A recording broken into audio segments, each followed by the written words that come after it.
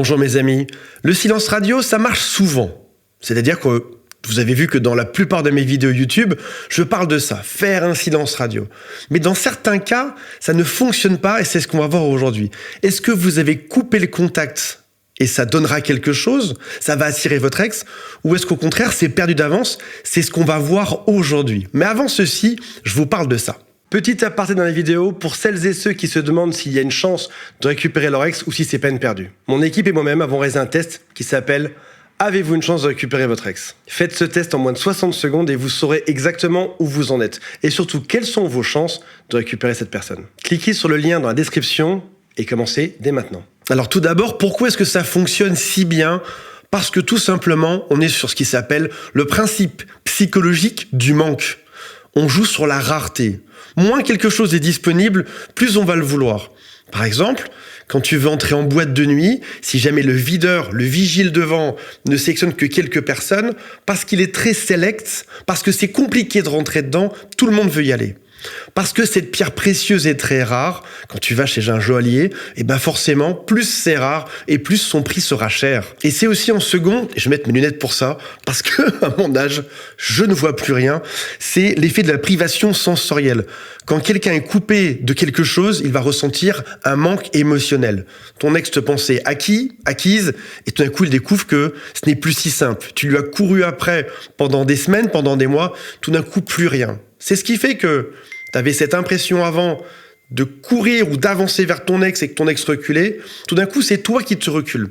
Quand j'étais jeune coach en séduction, je vous parle de ça dans une ancienne vie, quand j'étais très très jeune, j'apprenais aux hommes que quand ils parlaient à une femme, si jamais ils voyaient que son langage du corps se reculait, ils avaient intérêt à eux-mêmes faire l'inverse, à eux-mêmes se reculer pour faire que l'autre vienne. Admettons, tu es en boîte de nuit, de manière plus simple. Tu es en boîte de nuit et tu parles à quelqu'un, tu parles et tu rentres dans ce qui s'appelle son cercle d'intimité, c'est-à-dire à moins d'1 mètre, à moins de la distance d'un bras de l'autre, parce que tu es proche et que l'autre sent ça comme une forme d'agression, il va se reculer. Si par contre maintenant, c'est toi qui te recules quand tu parles, tu vas voir que les gens s'approchent de toi. Tu peux même faire l'expérience ce soir, si tu sors quelque part dans un bar ou autre, essaye ça. Tu parles, tu t'avances, tu vas voir que l'autre, son langage du corps, il se recule. Si jamais tout d'un coup c'est toi qui te recules, c'est l'autre qui s'avance. Là c'est exactement pareil. Tu montres la chose suivante, tu montres que tu te recules. Tu es en train de créer un mystère autour de toi. On dit que séduction et mystère sont les deux faces d'une même pièce. On arrive donc tout naturellement sur le deuxième effet qui fait que ça marche si bien, l'effet du « je te fuis, tu me suis », c'est ce dont on vient de parler, c'est une réactance psychologique. On va retirer la liberté de quelqu'un, on va retirer un acquis à l'autre. L'autre te pensait acquis. L'autre pensait que toute ta vie, tu allais lui courir après, et là tu lui montres l'inverse, c'est fini, ce n'est plus acquis, tu vas devoir te battre pour me récupérer. Tu es en train de changer la dynamique du jeu. Une autre théorie dont tu te doutes au fond de toi, c'est que plus une relation sera incertaine et plus elle sera attrayante. L'être humain est bizarrement fait. L'être humain a été conçu comme ceci. Une chose acquise n'est pas intéressante. Si maintenant ça semble incertain, si ton ex a besoin de se battre pour te faire revenir dans sa vie, alors il y aura quelque chose qui sera plus excitant. Il y a une phrase qui dit « les ex reviennent toujours au moment où on est passé à autre chose ». Et ça rejoint ceci. Parce que tu es passé à autre chose, parce que tu n'as plus besoin d'eux, parce que même tu es tombé amoureux de quelqu'un d'autre, ou parce que finalement tu t'es fait une raison dessus, bizarrement ton ex revient auprès de toi. C'est exactement le même schéma, c'est le même processus. Et parce qu'aujourd'hui, on n'est pas que sur une stratégie de manipulation, ça pourrait ressembler à de la manipulation. Je fais semblant de ne plus m'intéresser à toi pour que tu viennes dans ma vie. On va être dans une démarche qui est saine. On va venir se reconstruire. Se reconstruire, c'est bien sûr penser à soi avant tout, faire du sport, revoir sa vie professionnelle, sa vie amicale, peut-être même ses habitudes de vie, sa santé. Mais c'est aussi se dire que lorsqu'on a créé trop de contacts, on est venu à ce qui s'appelle une saturation émotionnelle.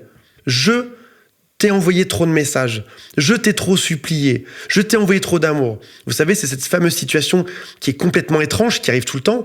Ton ex te dit qu'il veut partir, et tout d'un coup, tu le demandes en mariage. Tu la demandes en mariage. T'es face à ça. Tu te dis, ça n'a aucun sens. Pourtant, dans la tête de ces gens, pour celui qui demande en mariage, il y a une logique. Pour celui qui part, il y a une logique. Et on arrive à cette espèce de situation qui est complètement déglinguée, qui est que j'ai créé trop de contacts.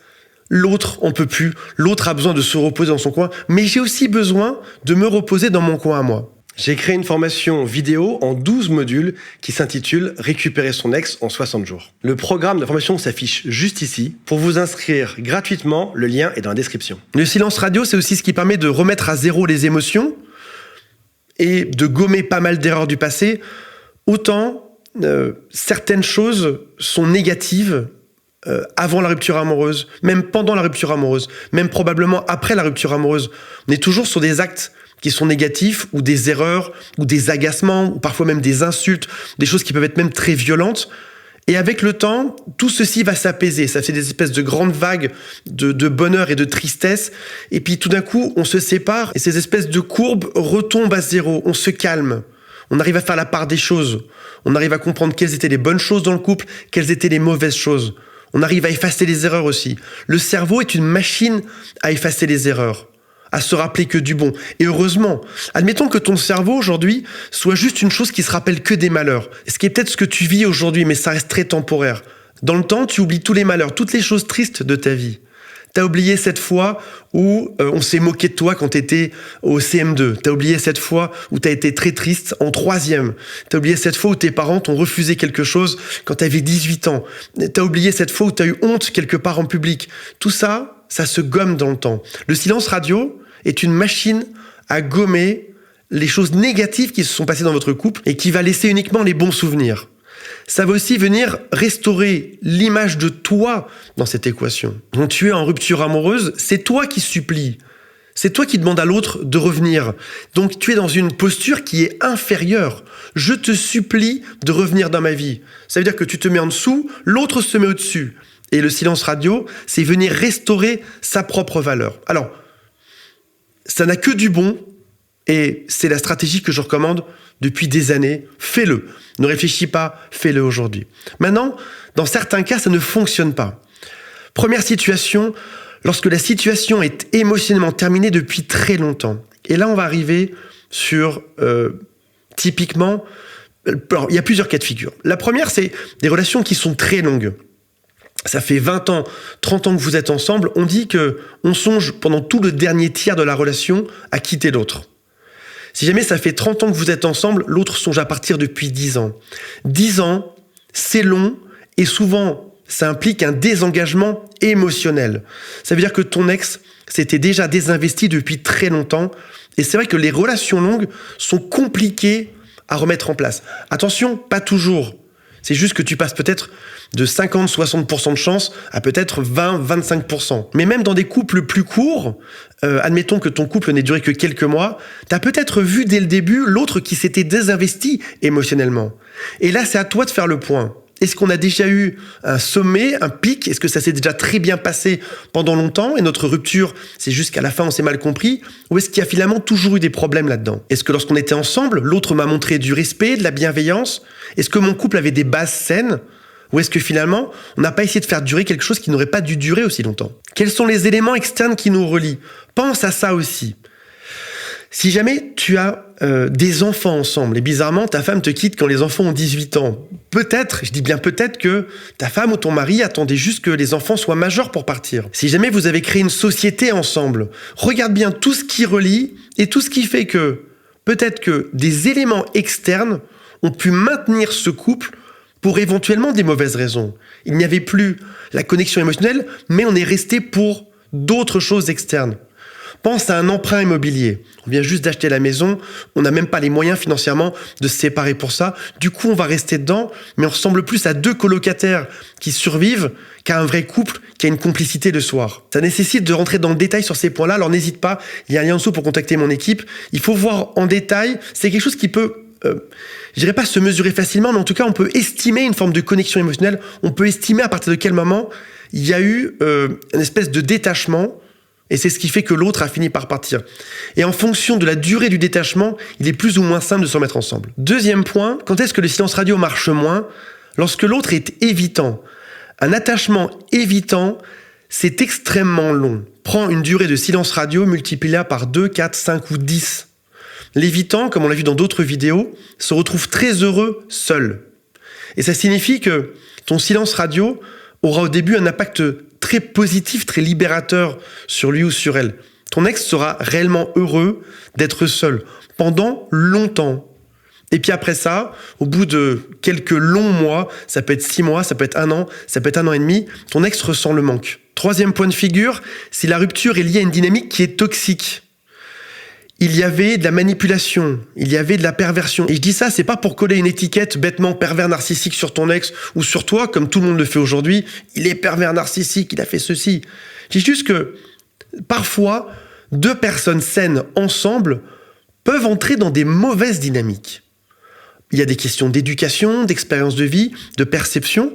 Et c'est ce qui fait que le silence radio, ton silence radio, peut être vu comme une manipulation, ou encore, dans un autre cas de figure qui est complètement différent, c'est ce qui fait que le silence radio est une bonne chose, mais il faut même se séparer. On ne sait pas pourquoi. On est toujours attirés l'un vers l'autre, mais à chaque fois qu'on revient ensemble, on n'arrive pas à résoudre les problèmes. Les problèmes s'accumulent, il y en a de plus en plus. On se détruit l'un et l'autre. Mais comme on s'aime, on s'attire, et puis on va se séparer. Puis on va s'attirer ensemble, etc. Et au bout d'un moment, l'un des deux dit stop, cette relation me détruit, cette relation me fait du mal, je préfère souffrir d'une rupture amoureuse et partir, plutôt que d'espérer revenir et que ça s'arrange, parce que de manière évidente, parfois ça ne s'arrange pas. Et parfois c'est un peu comme aller chez le dentiste, on a une carie, il faut y aller, et on ne sait pas si on préfère souffrir chez le dentiste d'enlever cette dent, ou si on préfère souffrir un tout petit peu, de garder cette carie. La rupture amoureuse, la relation toxique peut avoir de ça. Est-ce que je choisis de souffrir un grand coup, de m'en séparer et de dire stop, ou d'être dans une situation mitigée, où finalement je vais souffrir un peu au quotidien, mais le couple s'alourdit. Le couple ne trouve pas ses réponses. Un peu comme un bateau qui essaierait d'avancer, mais qui met de plus en plus d'encre au fond du sol, et finalement, à la fin, on n'arrive quasiment plus à avancer. Un autre point qui va ralentir le silence radio, qui fait que ça va être plus compliqué pour toi, qui fait aussi que le silence radio sera plus long, c'est si l'autre personne est déjà investie ailleurs. On parle des fameuses relations rebond. J'ai mis 7%, les chiffres sont pas tous identiques dessus, c'est dur. En fait, le souci dans ces statistiques-là, c'est que les gens qui sont ensemble sont toujours ensemble aujourd'hui, en fait. Enfin, le peu qui est ensemble est toujours ensemble. Alors, à partir de quand est-ce qu'on arrête le timer pour déterminer si une relation rebond a marché ou pas? En tout cas, une relation rebond marche, de manière générale, assez peu souvent. Si ton ex est dans une relation qu'il pense sérieuse aujourd'hui, parce que c'est le cas de chaque relation rebond, on parle des 90 premiers jours qui sont géniaux, où tu es bouleversé d'hormones, d'amour, du bonheur, de l'attachement. C'est ce qui fait que tu trouves l'autre merveilleux. Et puis au bout de 90 jours, tu reviens à la réalité. Tu découvres que l'autre n'est pas si merveilleux que ça se passe pas de manière si chouette, que tu avais idéalisé certaines choses, qu'il pensait que dans cette relation-là, il y avait que des qualités, mais qu'en fait, il y a des défauts aussi. On a tous nos qualités et nos défauts. Tu as tes qualités et tes défauts, j'ai mes qualités et mes défauts, la relation rebond en a aussi. Sauf qu'au début, pendant 90 jours, l'autre ne verra que les qualités. C'est le principe de cette fameuse phase de lune de miel qui arrive dans toutes les relations. Et après 90 jours, ton ex sera capable de voir les choses de manière plus lucide. Ce qu'il pensait normal chez toi, ce qu'il pensait acquis, était en fait tes qualités. C'est quelque chose que l'autre n'a pas. Et toi, peut-être qu'aujourd'hui, tu vis ceci comme une trahison, comme une fin, en te disant que ça ne marchera plus jamais, alors qu'en fait, leur relation n'est pas idéale.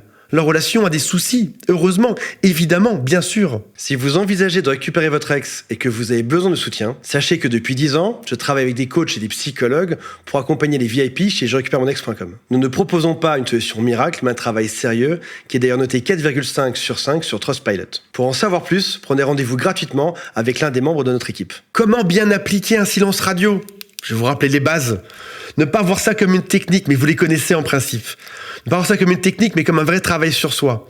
C'est je ne fais pas ça que pour que mon ex revienne, mais je fais ça pour me recentrer et avancer. Je fais ça pour moi avant tout. Comprendre le profil de son ex. Encore une fois, appelle une personne de mon équipe, appelle-moi. Il y a des liens qui sont juste en dessous. Est-ce qu'il est évitant ? Est-ce qu'il est anxieux ? Quel est son profil d'attachement ? Quelle est l'histoire que vous avez eue ? Quelle est l'histoire très spécifique que vous avez vécue ? Ensuite, ne pas rompre le silence radio à cause de l'impatience. Et au final, revenir avec une meilleure version de soi-même parce que tu seras différent, parce que tu auras changé. Il y aura une autre dynamique dans ce couple-là. Tu seras même surpris de voir que si tu évolues beaucoup, parce que c'est celui qui souffre qui évolue. En souffrant aujourd'hui, plus que ton ex. Quoi qu'on dise, on dit que les deux souffrent dans une rupture amoureuse. C'est faux. C'est celui qui se fait quitter qui souffre le plus. Mais la transformation, la modification vient de la souffrance. Parce que je souffre, je vais venir me transformer. Je vais venir bosser sur moi.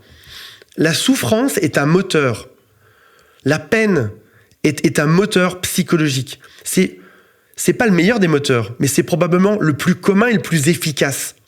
Je change parce que je souffre. Mais pas qu'en rupture amoureuse, dans plein de domaines. Je souffre financièrement, je vais modifier ma façon de faire. Je souffre amicalement, je souffre dans ma santé, je vais changer mes habitudes. Je souffre dans mon couple, c'est parce que je suis en train de me prendre un mur que je vais changer. Et tu serais surpris de voir que, majoritairement, c'est les personnes qui se font larguer qui progressent le plus.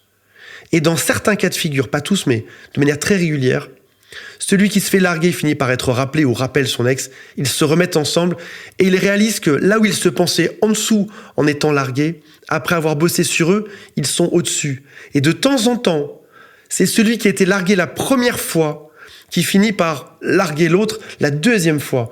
Parce que celui qui est parti n'a pas évolué. Parce que lorsque tu vas dans une relation rebond de 90 jours, tu ne changes pas.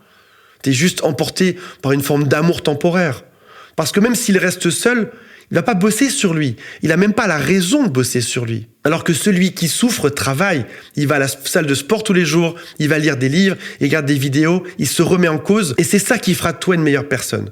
Voilà mes amis, je vous rappelle qu'il y a un quiz en dessous qui s'appelle « Quelles sont mes chances de récupérer mon ex ?» Il y a aussi toute mon équipe qui vous attend. Posez-leur des questions et on se retrouve prochainement. Dites-moi en commentaire si vous avez déjà testé le silence radio et ce que ça a donné pour vous. Salut à tous, bye.